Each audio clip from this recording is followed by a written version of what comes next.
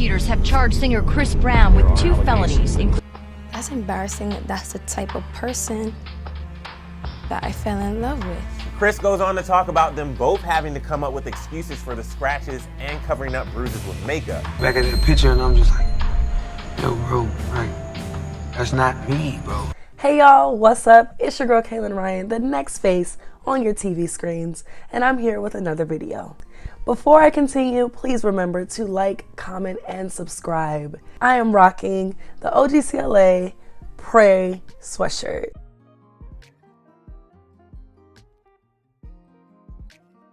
Today's episode is about grace. The Bible says that Jesus died on our cross for our sins so that we would be forgiven. If Jesus paid such a price, why do we still crucify people for the sins that they've committed? You and I have done things that no one will know. You've done some stuff. You know some people that have done some stuff. But we move on. We don't hold them to the fire. But unfortunately, Chris Brown has not been given that same freedom. Chris Brown is an R&B pop star, recording artist that came into the game around 15, 16 years old. With so much talent and promise, he took the world by storm. The name Chris Brown became a household name. Everyone knew who he was. Although life looked like glitz and glamour, Chris Brown had an interesting past. He's touched on it before that his mom experienced some domestic abuse in the household. The hardest, person to say, like, I'll talk about it too, would be, I would say probably my father. You know what I'm saying? My father and my real father. I don't want to disappoint my father because he actually was there for me. But my mom, it was a little bit more closer to heart because I seen my mom deal with that, firsthand. Not from my father. My biological father, Clinton Maurice Brown, is a great man, but her, a significant other at the time, my mother, a significant other, he was a monster, animal, pure hatred, evil. I never hated somebody in my life. Like, if I could kill him, I would. So I promised my mom one day, I said, look, Mom, if I know you tell me not to do like crazy shit and hang with these niggas and do what I do. I said, but when I get 15, I'm gonna kill him. Like, I'm not playing, I'm not joking, I'm serious. I'm gonna take his life. So that's the kind of hatred this guy brings for me, and fear and stuff like that. So I'm terrified of this man. I would be at home, He blew his brains out when I was 6, but he didn't die. Like, he shot himself in the head and he went blind and shit. I was 6 years old, bro. Like, the fuck? How does a kid deal with that shit?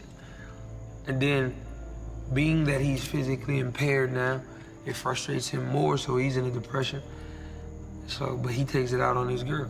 His girl happens to be my mom. This is what I had to deal with. Like, I had to hear my mom get beat up every night. I had to pee on myself, like, I'm scared to even get up and walk in the hallway because I didn't want to see nothing. Like, you know what I'm saying? So nobody knows that fear that they have to deal with, and then it transcends sometimes, it's learned behavior. So me having to see my mom look at me through that light, like, I just saw him. Now, reports show, studies find, that a child that grows up in an abusive household experiences trauma. Some of the ways that kids express themselves after living in a household like that is they themselves can become the abuser, or they can become the abused. We understand that with other people.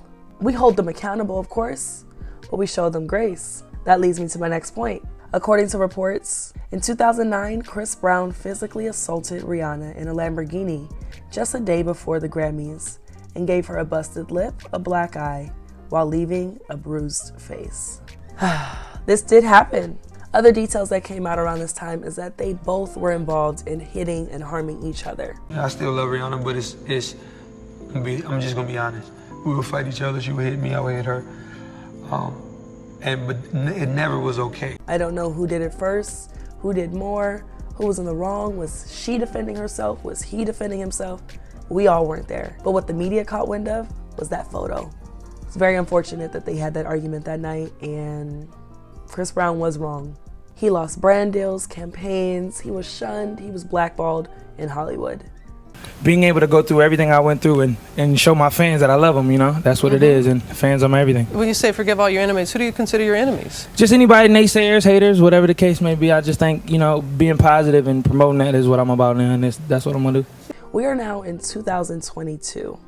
The horrific night took place in 2009, and Chris Brown is still being blackballed in the industry. Chris has moved on with his life, he's dated other women, he's had beautiful children, he stays out of trouble.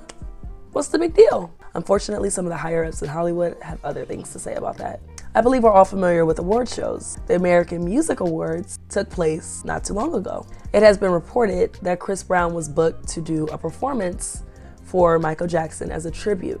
And right before the performance was supposed to take place, his act was canceled. Chris Brown took to social media to express just how disappointed he was at them taking back his performance. Just days before the show, the singer claimed they canceled his performance last minute. He posted this video from a rehearsal and wrote in the caption, "Would have been the AMA performance, but they canceled me for reasons unknown."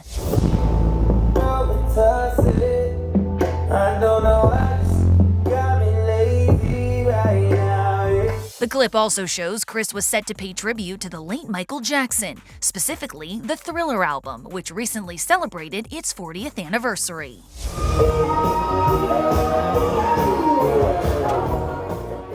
This is footage from their practices for the performance that never happened. Chris Brown can't seem to catch a break, and it's as if they're trying to keep him from being in front of America and a world stage where he can amass more wealth, more popularity, and more fans. They're like, it's okay if you do your music, it's okay if you do that, do this, but putting you in the face, putting you in front of this many viewers, even though their viewership has plummeted, it was a dumb decision on their part to just X him out of that. But them thinking, oh, let's keep him out of the face of these viewers, let's keep him down. Yeah, it bit them in the butt. But it was disheartening. And singer and performer Ciara shared how she felt about the situation as well, and that she has Chris Brown's back. Time moved on and the AMAs continued. The AMAs took place about a week ago, and ironically, they gave Chris Brown an award for favorite male R&B artist. Not that Chris Brown didn't deserve that or earn that on his own, but it causes us to question their motives. Did they realize the backlash and heat from pulling his performance and in a last-minute bid change the votes to where he could win? Like, hey, we don't rock with you like that, but we'll still throw you a bone.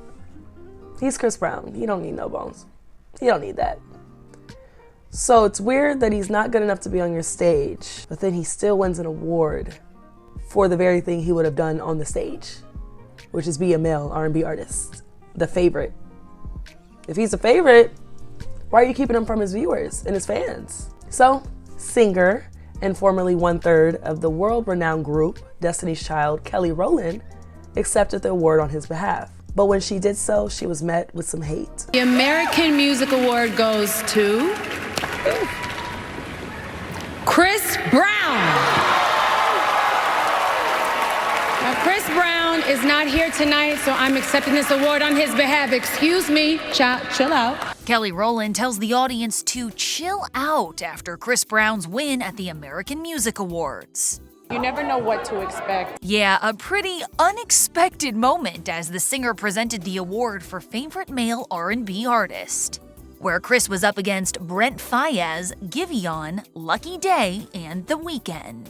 But I want to tell Chris thank you so much for making great R&B music. And I want to tell him thank you for being an incredible performer. I'll take this award, bring it to you. I love you. Congratulations. I love that Rowland silenced the crowd and made sure that although he wasn't in attendance, that moment was still respected because he did earn whatever accolades were given that night. Later on that week, singer Rowland was moving about her day when paparazzi captured her and asked her this. That grace is very real, and we all need a dose of it. And before we point fingers at anybody, we should realize how grateful we are for every moment that we get, for Even our own things that we have.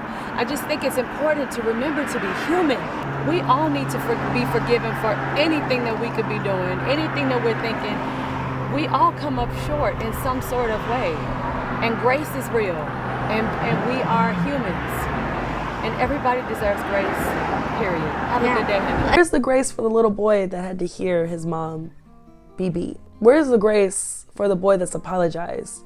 Where's the grace for the boy that got on the stage and performed Man in the Mirror by Michael Jackson and fell to his knees, bawling on stage, just grateful for another opportunity to be on the world stage and showcase his talents when he's messed up? Where's the grace for a man that is now a father? Where's the grace for a man that has stayed out of trouble? Where's the grace for a man that has asked God to forgive him? Where's the grace for a man that has done good for others? You got some people that do terrible and don't even try and change. He's done that times 1,000 in the past 13 years. And honestly, I've been sick and tired of people still holding this over his head.